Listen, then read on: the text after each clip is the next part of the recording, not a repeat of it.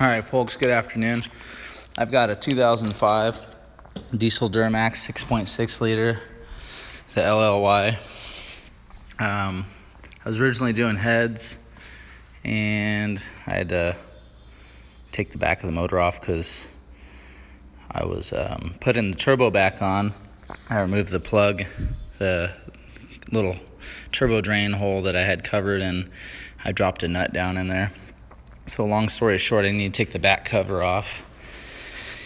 And the flywheel has some 14 millimeter bolts. They're still pretty damn hot. Shit. Sorry. 14 millimeter Allen heads. So if you're by yourself like I always am, it's a bitch.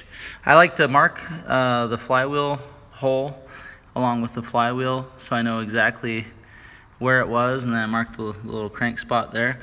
And what I did so I wouldn't spin is I put a cargo strap with a 36 millimeter socket breaker bar. It's a pull strap to hold. I originally tried to do it with a breaker bar, failed miserably. So I went to Harbor Junk. I had one of those impact guns, and I had to get a 3/4 to 1/2 inch. Then I had to get me a 14 millimeter hex head.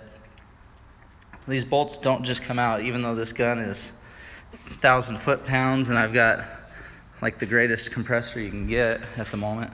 What you need to do is get you some MAP gas and just heat it up.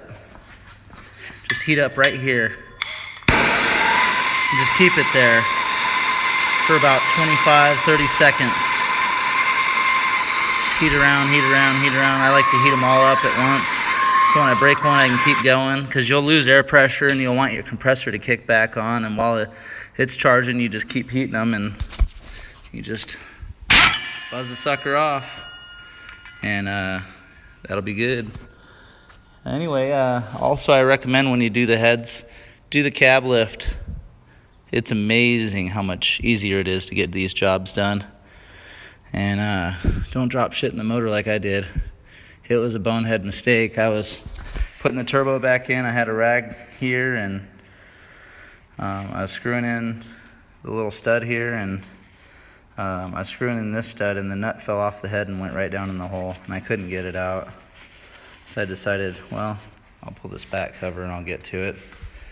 Anyhow, folks, good luck to you. Hopefully your jobs are going a little easier than mine have been lately.